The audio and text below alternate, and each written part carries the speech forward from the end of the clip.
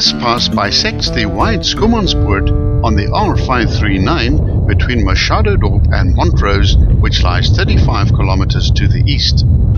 It's located approximately 12 kilometers southeast of the Quena Dam. It descends a substantial 196 meters over 5.2 kilometers, producing an average gradient of 1 in 26, with the steepest parts being at 1 in 8.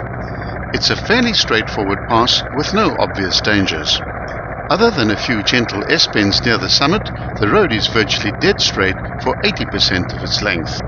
The pass starts at the western ascent at an altitude of 1,181 meters and climbs steadily towards the summit of 1,295. There are 4 passes along the R539 from west to east.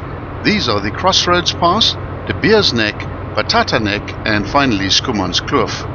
The pass traverses 2 big farms, Mooiplaas and Somerset. The valley starts getting narrower, and just after the Somerset farm, the road goes back into the northeast and heads for a neck.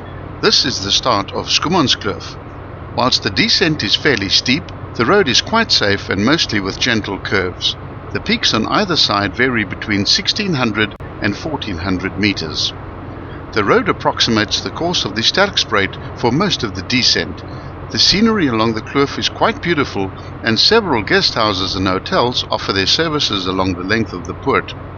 About 2 kilometers into the descent, look out for a spot on the right-hand side of the road known as Old Joe's.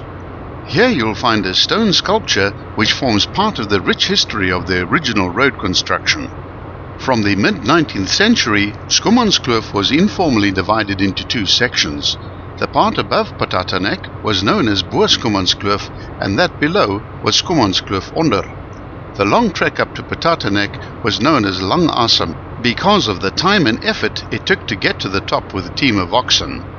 The name Patatanek dates back to the days when there used to be an outspan area and where it was custom to roast sweet potatoes on the campfire. Just as you crest Patatanek itself, it's still possible to make out on the side of the hill a copse of trees which marks the spring where wagon riders would draw water more than a century ago.